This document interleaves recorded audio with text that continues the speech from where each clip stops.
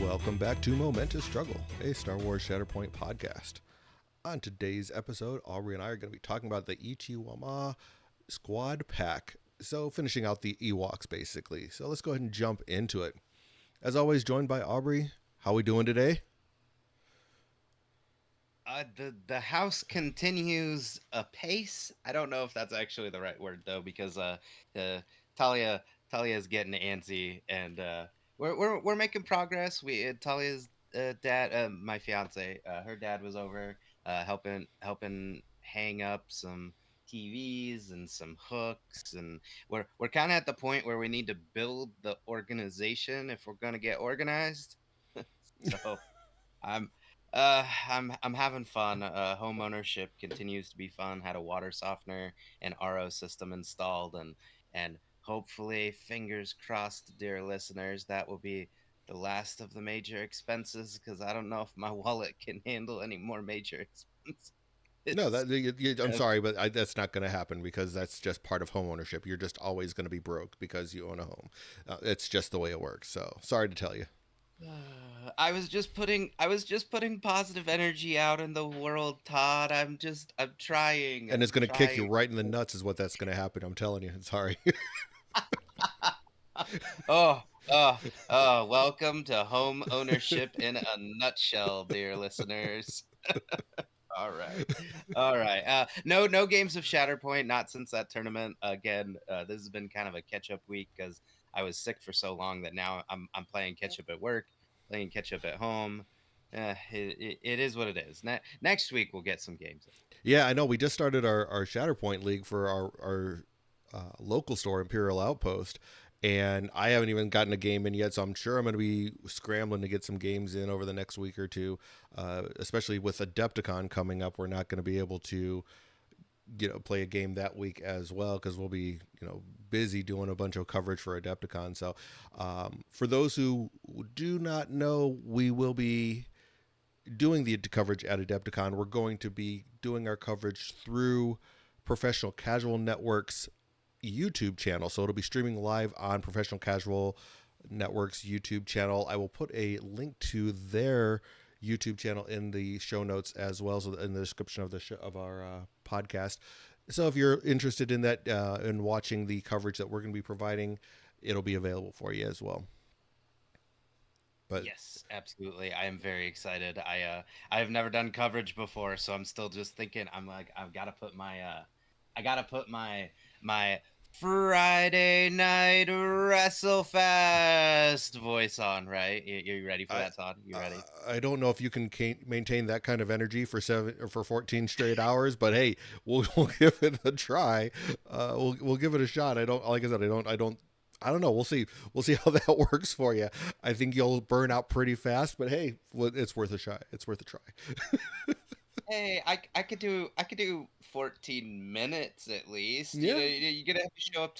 You're gonna have to show up to the stream early, okay? If you want me to bring in a little bit of my librarian reading voice for you. You gotta get there right away. Yeah.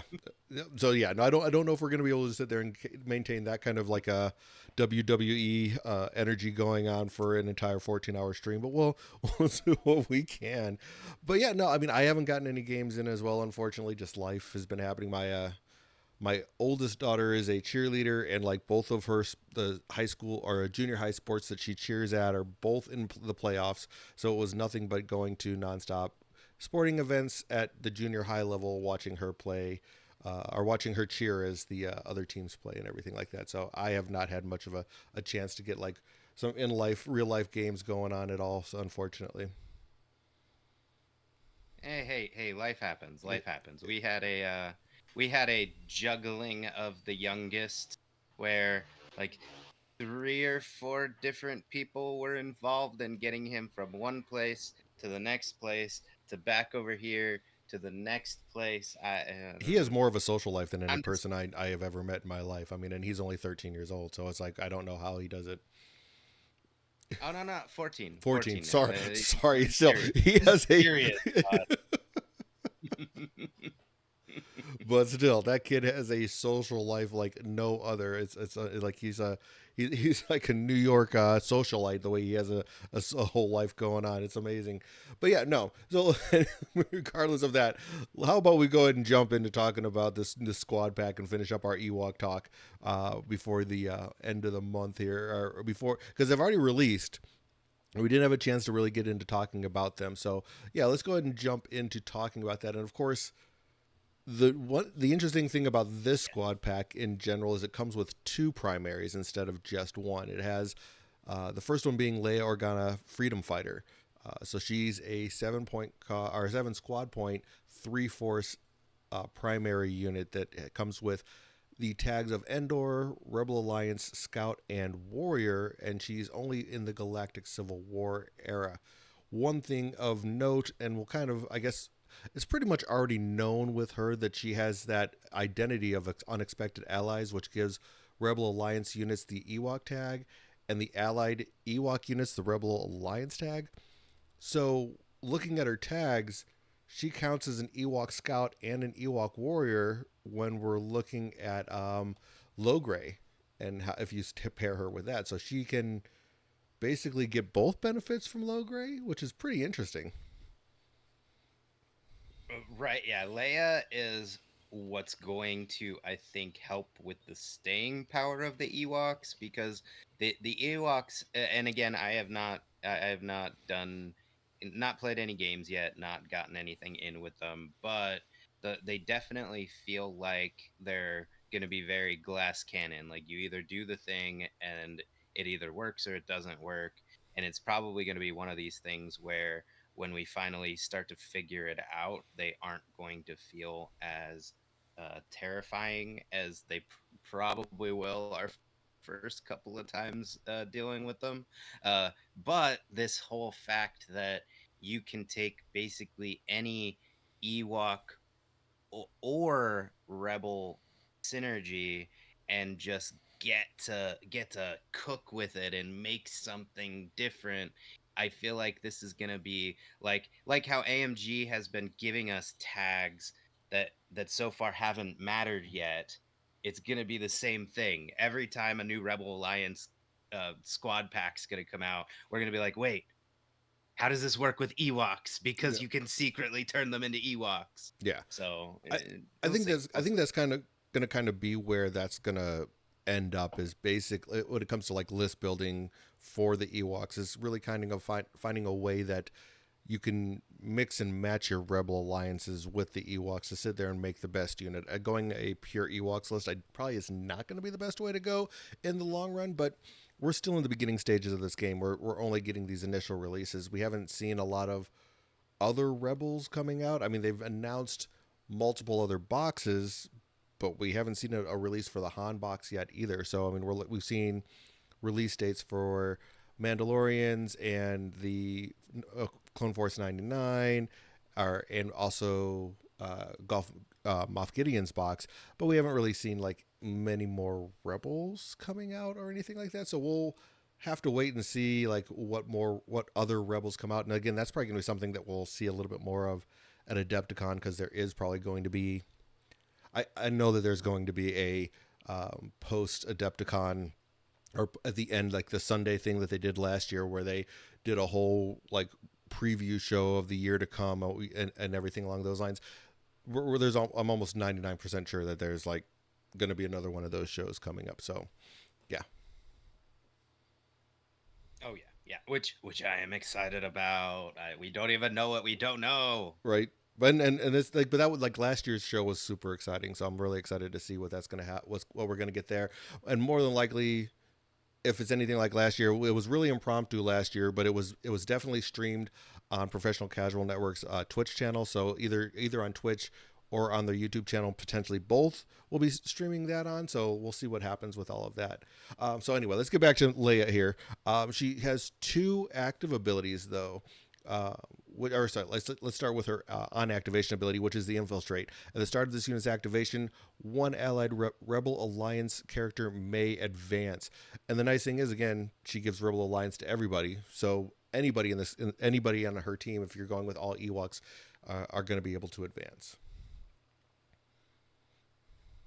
which is definitely super Yes, nice. and we know how yeah, we know how big an advance is. I mean, it is that is huge. It is one character, so this isn't a Kalani swarm necessarily, but just a free advance is huge. And don't forget it includes herself. Mm. So even if you don't have a great target floating around out there, I'm pretty sure advancing Leia is gonna put you in a good position. Yeah, I mean, and that's one of the big things. Like you really want that swarm tactic with all of your Ewoks anyway. That's really kind of what you're trying to do. And so even if you're just moving one character into that melee, into that whole like just collection of Ewoks, just to trying to get into the fight, I think that's going to be beneficial depending on how you do it. I mean, this is a very position important game, so being able to sit there and move somebody into a specific position is definitely going to help, especially when you're looking at that long movement.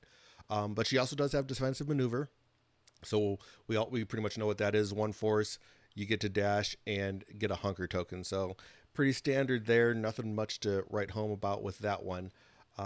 She does have one other active ability though. That's explosive charge. That's two force, and you choose an objective within range 3.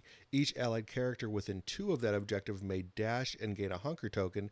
Then each unit within 2 of the objectives suffer 2 damage and removes any hunker tokens it has. Pretty interesting ability. Yeah, this is the one that's really going to, I think, determine whether or not Leia really ends up being a great primary because it's not easy jumping ahead to her stance card. It's not easy to get to it on the side where you get the free activation. It's 4 down. Yeah, no matter which way you go, it's 4 down. So it's gonna be tough, but having a little bubble of everybody within 2 of this objective can dash and gain hunker. I mean, like, especially if you're on something like Sabotage Showdown. I mean, within you choose an objective within range 3 of her. You choose a unit within range 2 of that objective. So that unit could easily get onto another objective, Well, all of the it's things each being allied equal. And I'm character. thinking of Sabotage Showdown, right?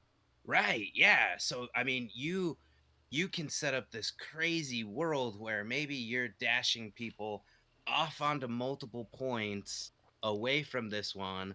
Leia's going in, blowing up everybody, all the enemy characters who are left, maybe taking them out herself with her move, with her attack, or maybe the other way around. You attacked with her, and now you just need to finish them off. So here's a couple more damage on top, and now everybody else, your army is now swarmed onto other points.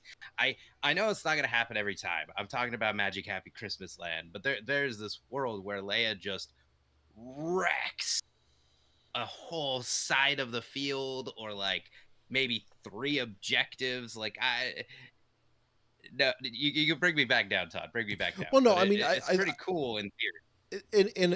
in the ideal world, yes, there's some amazing things that can probably be done here, where she's able to sit there and move some people onto points. But I mean, even if you get to the point where you're able to move one unit, flip a point that you weren't planning on flipping, and then she's able to flip a point as well. If you're flipping 2 points into your onto to your side during her activation, which is, for two force, is pretty good.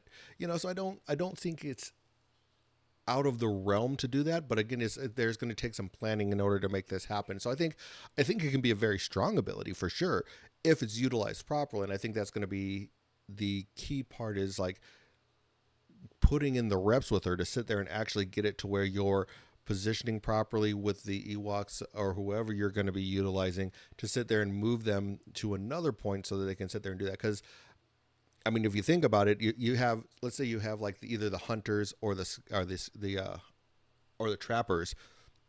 Let's say you have them right at range 2 of a point. with that larger base, and you can sit there and move them to another point pretty easily. So it's like if you position things just right, I think you could really sit there and utilize her to flip points and of other points and things along those lines. So definitely something to keep in mind. Like I said, I don't think it's going to be as easy as, oh, I can just sit there and move somebody on there and all of a sudden I'm flipping 3 points. Not going to be super easy, but it is something that can potentially happen. Yeah. And here's a more realistic scenario. So this doesn't always happen, but occasionally in struggles 2 and 3, when you get those games where you're just both you and your opponent are rolling like the same one bonus objective, or maybe it's like back and forth on just two and it never comes up with the third objective. So you get into these quagmires where, well, you want to get the bonus point. So you end up fighting over the same objective over and over because it won't roll to any other objective. Well, now Leia comes in and she's like, "Oh, you all bunched up on this point? Well, here's 2 damage for you and 2 damage for you and 2 damage for you." And so we're probably going to get into these play patterns where, like, you already kind of want to avoid getting stuck in those battles in the first place, but sometimes it just doesn't go that way. But now you're gonna have the additional layer of, if General Organa, or I guess she's not a general yet. What is her title They've in always Return ref- of the Jedi? Is it they've just always Princess they've Leia? always referred to her as princess, but yeah. Well, whatever. Anyway, I just realized. Let's see. Lando gets to be a general, even though he's flying a space attack. Like, isn't he in the space navy? Does the navy have generals? No, they have admirals. That's Okay, that's so why I'm already that is what confused. that's why that's why what's his name, the Mon Calamari guy is an admiral, Akbar. That's why Akbar, because he's a naval admiral. There's no generals in the navy. It's yeah, I know it's just weird. Right, right. Shouldn't Lando be like a commander, like a flight commander, or a, well, whatever, general? He gets to be General Calrissian, and then Han gets to be a general for leading the forces. Okay, cool. But I'm like, remind me, who saved the day? Who negotiated with the Ewoks and got them all together? Or, I guess I guess Princess is better than General if we had to like put Well, them together. But monarchs whatever. are able to sit there and negotiate like that. Generals just sit there and bully people. So that's really what it comes down to.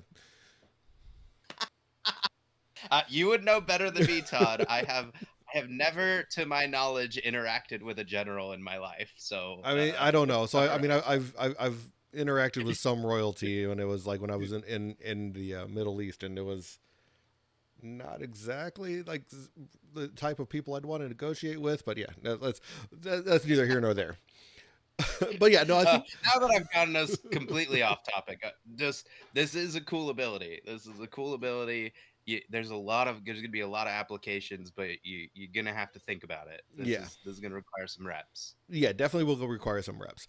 And then she does have coordinated fire, which gives exposed, which we love exposed, and rebel. This one it triggers off of Rebel Alliance units making an attack, so she can definitely do like take full advantage of doing a coordinated fire with exposed. A lot of the abilities though that we're going to see are going to take place during that targeting of or of an enemy character. So you're really going to have to pick and choose depending on your units that you have, which one of these abilities you're going to be using during that timing, because there's a lot of different ones that are going to be coming up. So, but yeah, this is definitely pretty awesome being able to have the coordinated fire exposed. Yes, yeah, we're happy about this, and yeah, buckle up, everybody. This is what, coordinated fire 2.0, Ewok Right? edition. Yeah. So there's a This lot of this that going ain't on. this ain't your mama's coordinated fire. These little teddy bears got a lot of firepower for sticks and stones. Yeah, I mean it makes it fun though. It makes them fun though. So, and we definitely talked about the unexpected allies giving the Rebel Alliance Ewoks and the Ewoks getting Rebel Alliance tags. So, but last thing is she does have a stamina of 10, durability of 3 on there. Looking at her trees, her stance cards, I should say, they're pretty interesting. She has her frontal assault. On both sides of her card, she has a range 4 attack. On her frontal assault one, it's 7 attack dice, 6 melee, with 6 defensive dice for ranged, and 5 for melee. So, and basically it flips when you look at her other side of her card, just to kind of give a general idea here. But overall, yeah, I mean, she's 7 and 6 and 6 and 5 for her attack and defensive dice. This one is not, there's not many pushes on this one. You got one push on her card. This is the only side that has the active ability to get that, and you would be taking that over a reposition and a damage. She only has one shove. It's on her third spot down her tree. So it's a very interesting ability here, or card here overall. I don't. You're not putting a lot of damage out with her. This is more. You can put some pretty good conditions with pin or expose or and a strain on there as well. So interesting stance card for sure. Yeah, and we're trying we dear listeners, we don't want to make these episodes too long because breaking down these boxes takes a whole lot. So we try not to tell you every last detail on the card just because it's a lot and listening to it is a lot, but highlights here, like an interesting thing is her defense expertise is identical on both sides. Mm-hmm. You do not get any advantage or disadvantage by swapping sides, at least from an expertise standpoint. So you're just looking at how many dice you're rolling. Do you want more range? Do you want more melee? And then the offensive expertise dice is just swapped. The same it's the same results. One to two dice is either gonna get you a crit and a hit. Three gets you a crit and a reposition. Four gets you two crits and a reposition. And then the other version is slightly worse. It's more damage focused, but you just swap them. So on the range side, the really good expertise is on the ranged.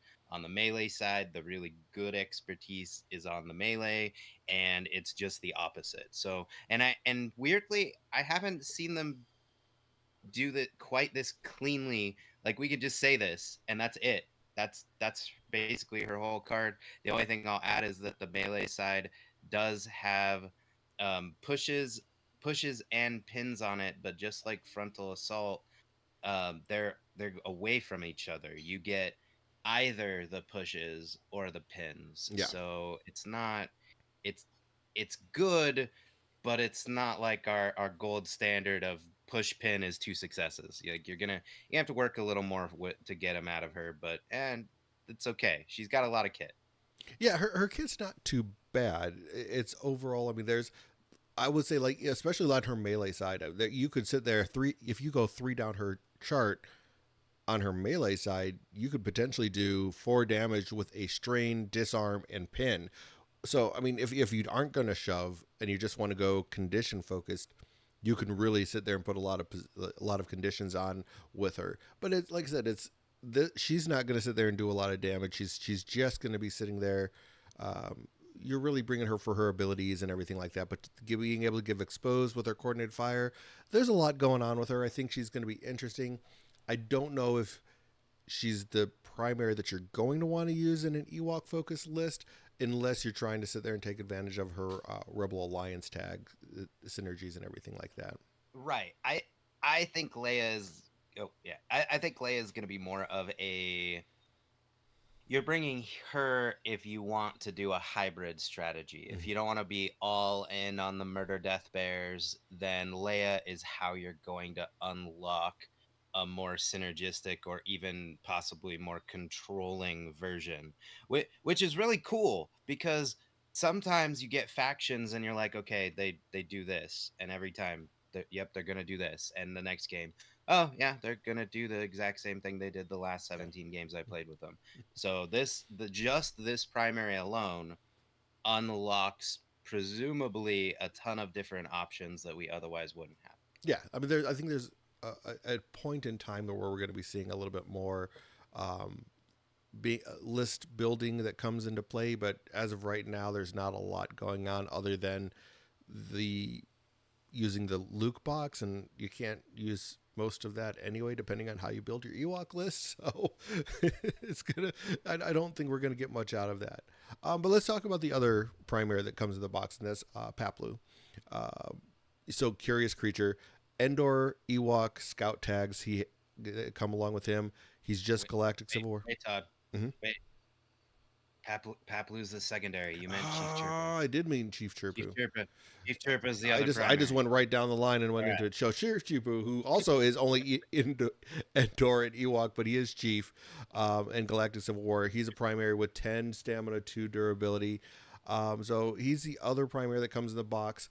He has no unactivation abilities, but he does have 2 active abilities. One being Bola Toss, which is basically choose an enemy within range 3, and they gain a well, which is really cool. So they can gain one of 2 different conditions, either pin or exposed. So it's pretty neat that you can sit there and just go, one force, I'm going to give you exposed. Yeah. Oh yeah. No, this is already great. Perfect. Thank you. Awesome. Yep. And then so then the next ability, 10 out of 10. yeah, a great ability for one force. So definitely a nice start there. Next one is his stealth approach for a force. You choose a character in this unit, they can dash and gain a hunker token, or they can focus. So basically just one force, you get some movement and a little bit of extra bonus out of it.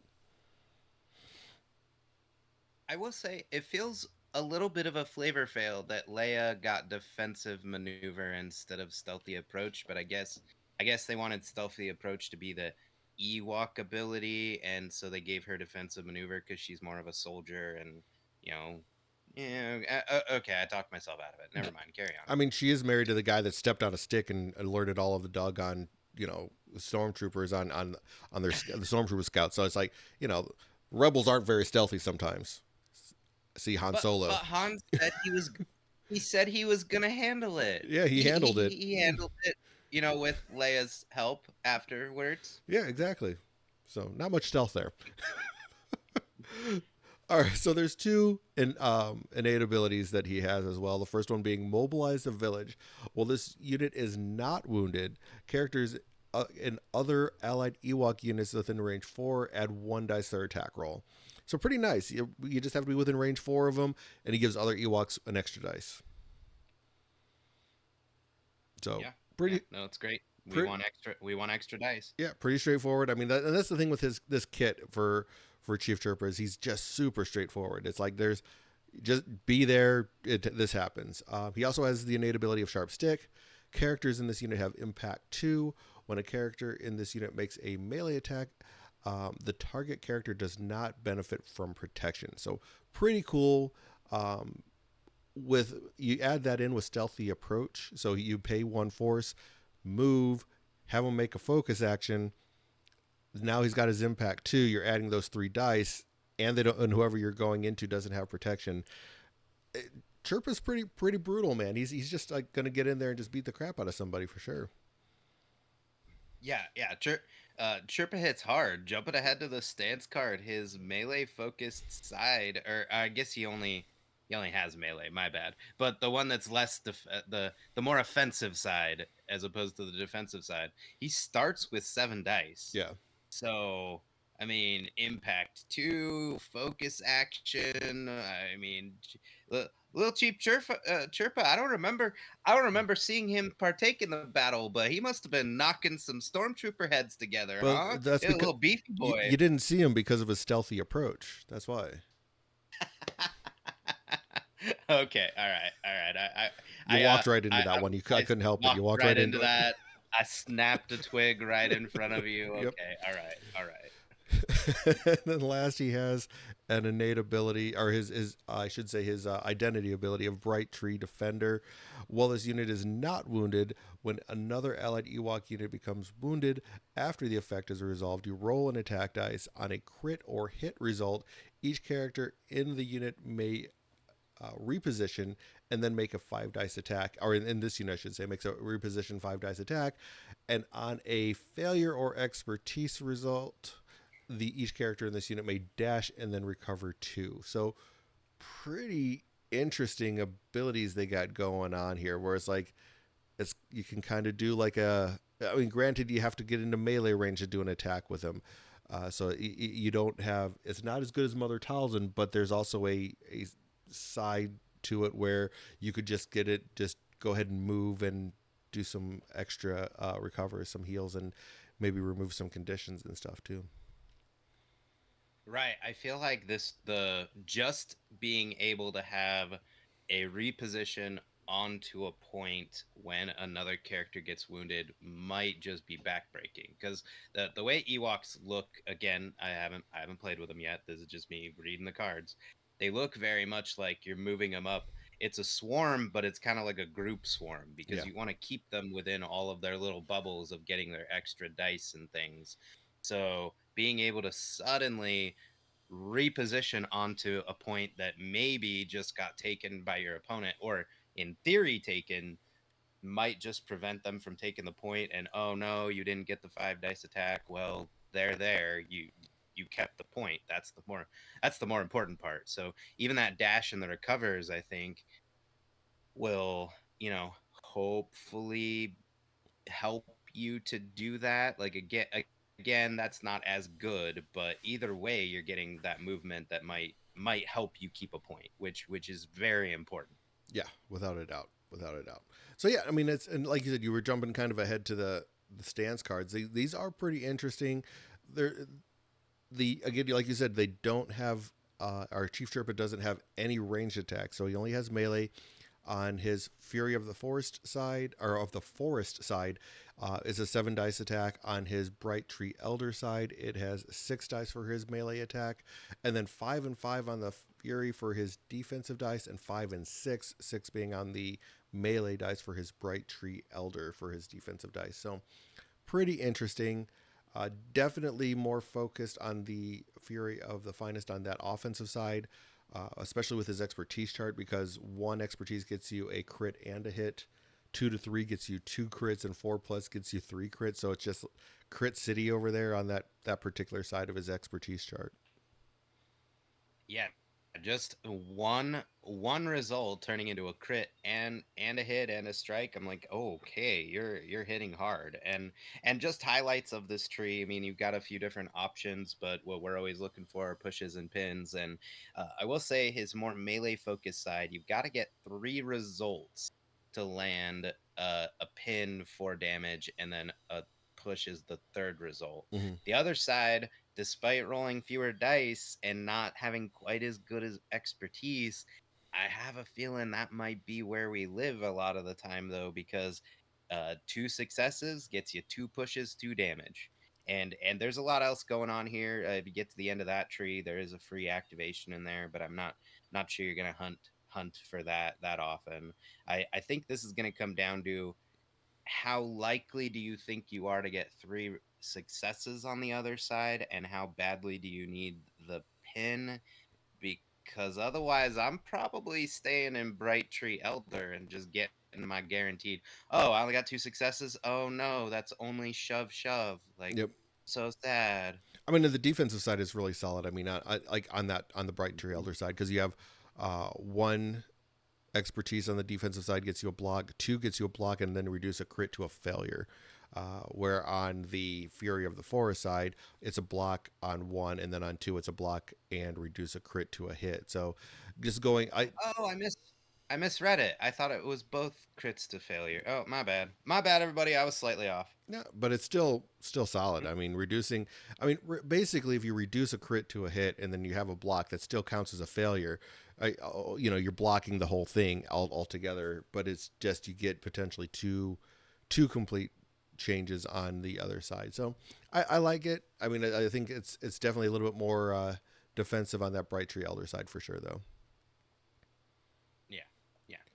All right. Well, now let's go ahead and talk about Paplu, and see what he has to bring to. Oh, I sorry. Before we jump into Papalu, my last thoughts on Chief Chirpa is, if Chief Chirpa sounds very, I don't know if one dimensional is the right word. It's because Chief Chirpa is the murder bear. If you don't need the nuance of Leia and the synergies and all of her kit, and you just want to go murder, murder, death, death with teddy bears, yeah, you're probably bringing Chief Chirpa, because Chief Chirpa, he does what he does. It's very straightforward. He makes all of your other Ewoks hit harder. That's if you think that's what he does, yeah, that's what he does. Yeah, without a doubt. I mean, that's that you're bringing when you're trying to go for the full on Care Bear murder mystery party that everyone wants to do. You're bringing Chirpa. Murder mystery party with Ewoks. Who who killed what was that guy from Clue? Mr. Brody in the kitchen with the stick? It was the Ewoks, and now they're cooking him in there. Mhm. That's what happened. Yep. Yep. We know where Mr. Brody went. He didn't make it out of this one. Not at all. But so yeah, let's jump into Paplu now, who is a 4 point cost, zero force unit. He is a secondary unit with Endor, Ewok, Scout. He is a secondary unit with 9 durability, 2 stamina. He doesn't have any on activation abilities as well, but does have 2 active abilities. The first one being Feigned Retreat, which is 1 force. You choose another allied Ewok character within range 3, and at the end and an enemy character that the chosen character is engaged with. So there's a lot going on already there. You have to be within range 3 of another Ewok, and that Ewok has to be engaged with somebody. The chosen allied character may reposition away. So again, that's going to be that 90-degree angle away from the chosen enemy. They gain a hunker, then the chosen enemy character gains exposed and may dash towards the chosen allied character. So a lot going on, a lot of potential movement. But basically, you're paying a force to move another Ewok away from where they already are and give a enemy exposed. Yeah, this is going to be one of those you're going to want to think about it before you just fire this off. Like exposed is really strong. Don't get me wrong. A reposition very strong, but you are giving a free dash to your opponent and they're going to use it in the best way possible. So hopefully I feel like this is going to be one of those ones where you need to wound that unit this turn, so you're going to use it because the plan is to follow this ability up with wounding them. Like that's why you're using it. I don't know, what do you think? I mean, there that is the one thing that I look at is like it does say you may dash towards the allied character, so you're given the option whether they're going to dash or not. But they only have that 90-degree window in which they can dash also. So it's not like they can just dash any direction they want to. They are restricted in the care. And so, yes, you do want to be careful on when you're using this and making sure that it's not going to be beneficial for your opponent.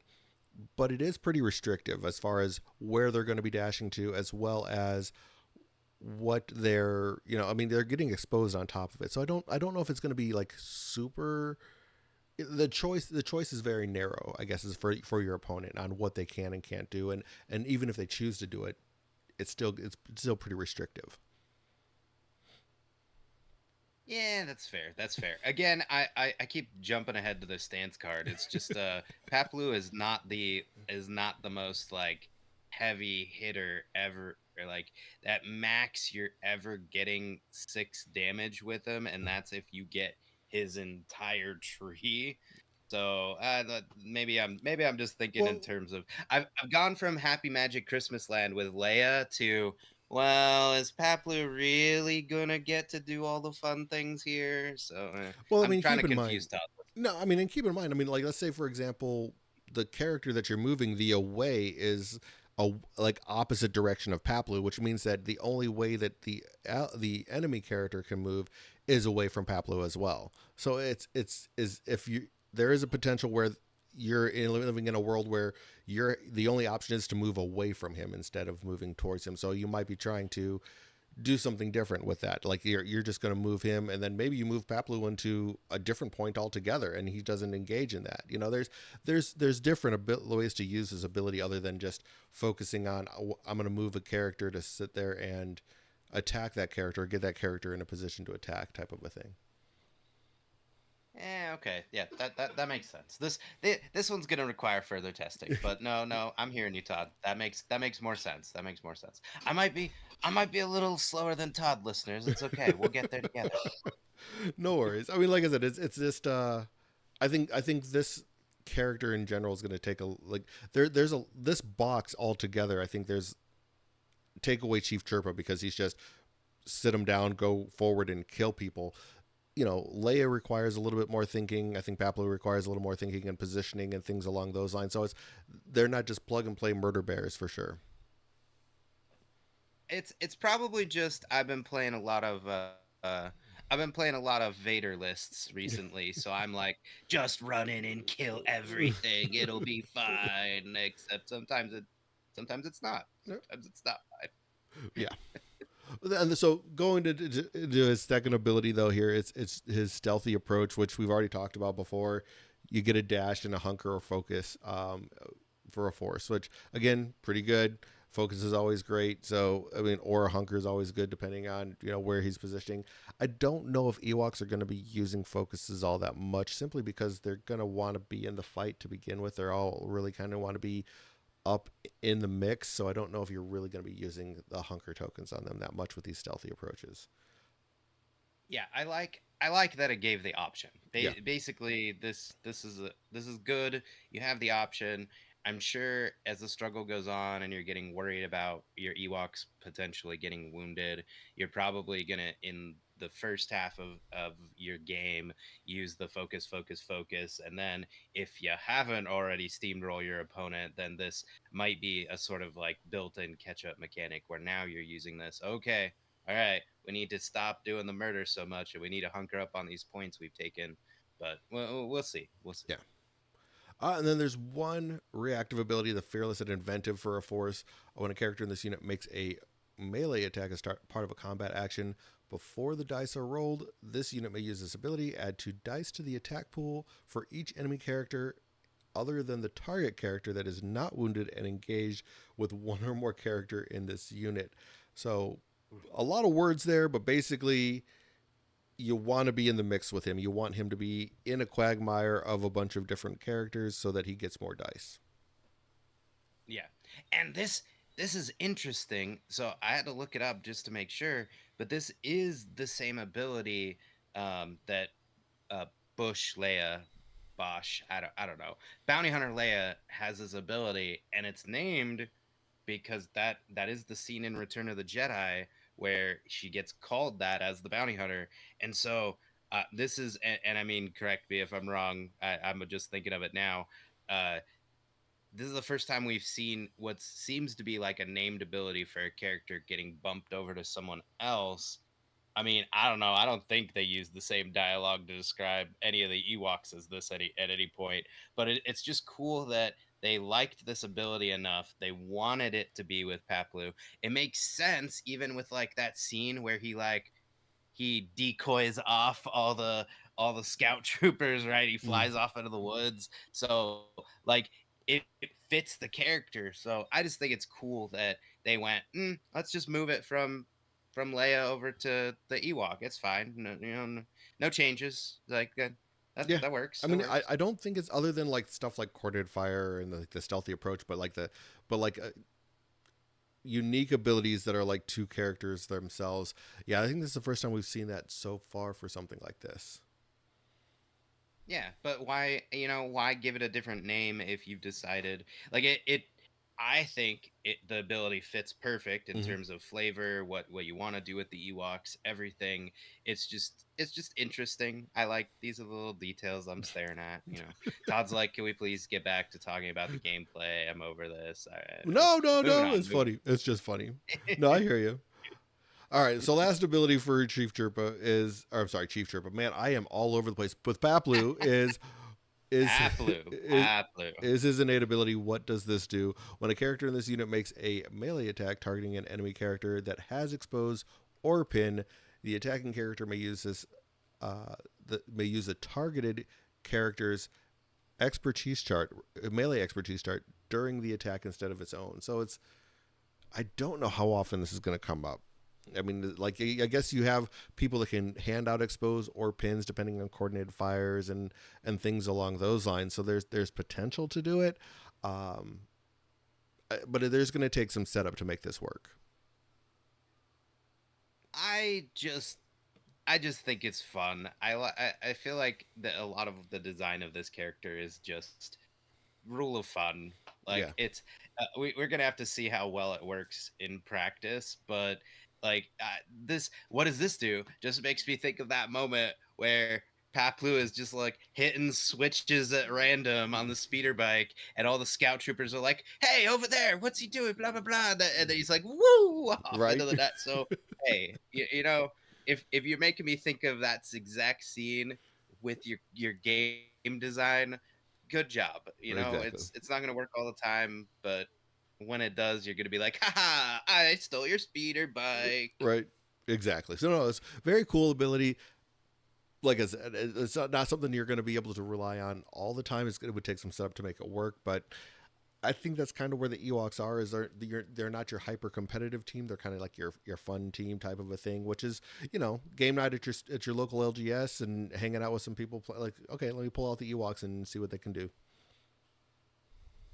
Yeah, yeah. And again, I feel like when we get like the Han and Chewie box and we see a little bit more Rebel Alliance synergy, there's probably the Ewoks may end up punching above their class. We'll see. We'll see. Hopefully not too far above. Ooh. I don't think they're gonna like. I just don't see how they could get to that point. You never know. I mean, there's always we come from the Magic world where it's like you see these cards that are just don't mean anything, and then all of a sudden like another card comes out a year down the road, and you're like, this just made this entire thing completely busted. So it's like there's always that possibility. But I think in like the miniature world and game design of miniature gaming, normally the designers are a little bit better about ensuring that stuff like that doesn't happen, so we aren't going to run into that. But like there's probably going to be something that makes them at least a little bit better in the future. At least I hope. Yeah, yeah. So looking at the stance card, range 4, 5 dice for attack dice, and then melee is 6 dice, 5 across the board on defensive dice. Does have a shove on the first on the chart, and then you don't see another shove until you go all the way down to the fifth and final spot on their tree. So not a lot of shoves. There's a not like I said, not a whole lot going on in this tree at all. The only like the maximum damage you can do is, well, 6 on the tree, and then on the expertise chart there's 1 damage under the sling for the range attack, or there's 2 damage on the expertise. It's really interesting. Like the reason why that you kind of want to take advantage of what does this do is because the expertise chart actually gets worse as you go down the tree. So 1 Yeah. expertise on melee is a crit and 2 damage. 2 is a strike and 2 damage, and then 3 plus is just a damage. So it's really interesting that it's like, okay, I really kind of want to get to a point where I'm able to use someone else's expertise, because unless I only get 1 expertise, it's really pretty awful. But you're only rolling like 6 dice in melee anyway, so you just hope that you don't spike a lot of expertise, and you're probably going to be fine. I don't know. It's interesting. Yeah, Pop Blue is definitely out of all of the Ewoks that we've seen so far.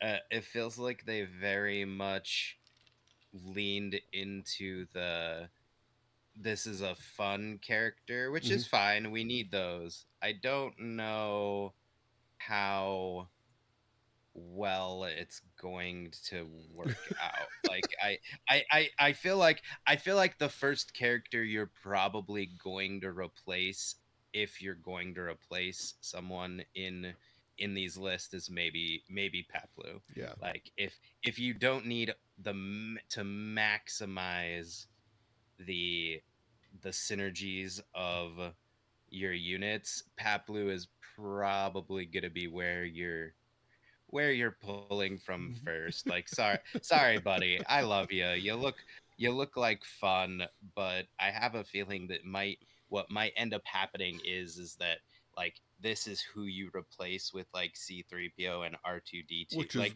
I think that's gonna be like the big debate, right? Because neither of them are like the best. So I feel like if like this is the nuance. If you're looking for somewhere to have a hot take, decide which is better, C3PO, R2D2, or Paplu, because they're both a little wonky. Yeah, I mean, I don't think either one of them are really that great. So it's like, which Yeah, yeah. Like basically, there's some diehards out there, and I feel you. I am this person that need their list to be all Ewoks. So yep, you're gonna run Paplu. For those of you who are looking to make it maybe a little more, yeah, a little better. I'm just gonna say it a little better.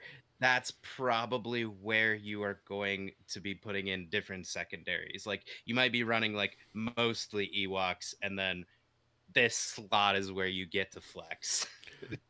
yeah, because it's just not that great. It really isn't. But yeah, we'll see. All right, let's jump into the last unit here for this squad pack, which is the Ewok Hunters. They are 3 squad points, 0 force, 8 stamina, 2 durability supporting unit. Not a whole lot going on that we haven't already seen before with these guys. They are Endor Ewok warriors as far as their tags, but overall, they have that active ability of stealthy approach, which we've already seen before. Pretty decent ability, so not too bad to get a little bit of extra movement for a force out of them. They have coordinated fire with pin, which is really nice, but this only affects Ewoks, so any Ewok units they can go ahead and spend the or have this ability within range 5 to give somebody pin. So two abilities that we've pretty much seen and over the course of many characters and everything like that. Yeah, they're very straightforward. I Yep. mean, coordinated fire pin is one of the abilities that we want. Pin and expose. General consensus is at this point, yeah, those are the abilities you want most of the time. They give it. Let's keep going. Yep. Yeah, and then there's two innate abilities. Camouflage is one. At the end of setup, this unit may gain a hunker token. So they just start with a hunker token, which is pretty interesting. They're going to lose it as soon as they activate. So I don't know like what the big deal is there, unless you have General Kenobi on the other side of it or something. I don't know. It's interesting, but they start harder to hit, I guess, or rolling an extra dice. And then their last one is strength in numbers. When a character in this unit makes an attack as part of a combat action, each other allied Ewok character engaged with it that is not wounded, you add a dice, basically. So just more adding dice with these guys as long as they're around other Ewoks, which is, again, something that we've seen a common thread going where you just want to be around other Ewoks. So not a whole lot that we are surprised to see, I guess, with these guys. Yeah, the only thing I can think of for camouflage is that the Ewoks feel like they are supposed to be a little bit squishier. As someone who has played Galactic Republic to death, they still look better than clones, AMG, with their base stats. So I don't know what you're talking about them being too squishy. Anyway, moving on. If you think the only thing I can think of with camouflage is that the order deck order is going to matter here. So there's going to be these times where you may have actually, especially if you're doing like brilliant oration from R2 and C3PO and Chief Chirpa or Princess Leia and her advance or things like that. I feel like if these guys go later in their activation, there's actually a pretty good chance that you get them onto the midline and you've never activated them just because of all the movement shenanigans that Ewoks have. So my only guess is that these guys are gonna move and they're gonna end up on the midline and you haven't even activated them yet, and so this is how they're getting their extra defense. I May, I don't know, like it maybe is an odd ability. it is. I mean, that's potentially it. I mean, they do. The other part of it is like looking at their abilities. It seems like they really kind of, or at least looking at their stance card, it looks like they kind of want to be on the back line anyway. They have 6 for attack dice on at ranged and 5 in melee, and then 5 and 4 for their defensive dice. So it's that usually that's like where I start. Where do I want to place these guys? Do I want to put them in the fight, or do I want to put them kind of back shooting into everybody? That's the first thing you look at. Then you look at their expertise chart. Ranged expertise, they have 1 to 2 gives you a crit, 3 gives you a crit and damage, 4 plus gives you a crit, a strike, and damage. Compared to the melee, 1 gives you a damage, 2 to 3 gives you a strike and a damage, and 4 plus gives you a crit into damage. So it's just a better expertise chart on the range side as well. So it seems like that's kind of where you want to have these guys is in a range attack and not running up into the fight. Yeah, so maybe it was so maybe this is just they're trying to signify that these are your Ewok supports because I know the trappers have this ability too, but even the trappers don't have the best defense. I don't know. This ability is gonna be one where I guess we're just gonna have to play with them to understand it better. Because you're right, it does feel very minimal for it to get a whole line. But I don't design tabletop games, so we'll see how it Yeah, works. we'll default to the professionals, and when it comes to stuff like that, so I'm sure they know what they're doing. I know that they've tested it, but it's like it just seems interesting. It's like maybe I'm not seeing a line of play that they intend us to see. I'm not sure, but overall, looking at their chart here, their actual tree, you don't even get a shove until the third success. Granted, you are getting a pin on the first success, pin and a damage to one damage to then it splits to either a shove or a climb and a damage, and then an exposed damage and then two damage. So it's interesting. Or I guess that's not climb, it's scale, but it's interesting how you what you can do with this. Wait, isn't that's a climb, It's a climb, isn't okay, it? Yeah, yeah, that's a climb. That's a climb. but It's just weird because we don't see climbs. right on the tree. Usually it's jumps. Right. Climb is what you use the least likely. Because again, if you're in a fight and you're shoving, well, I guess he doesn't have a shove before the climb, but like climb is harder to pull off because if you're still engaged, the climb just doesn't happen. It's not like you get to dash And instead. So another reason why it's you we kind of want to keep yeah, them out of engagement range. It's just yeah, so all right, I retract all my previous statement. These are your range fighters. I It just feels weird because everything in I Ewok guess says be in your range, and guy, this is like, no, don't be in range. Or everything says be engaged, and when it comes to Ewoks, and this is like, well, maybe you don't want to be engaged.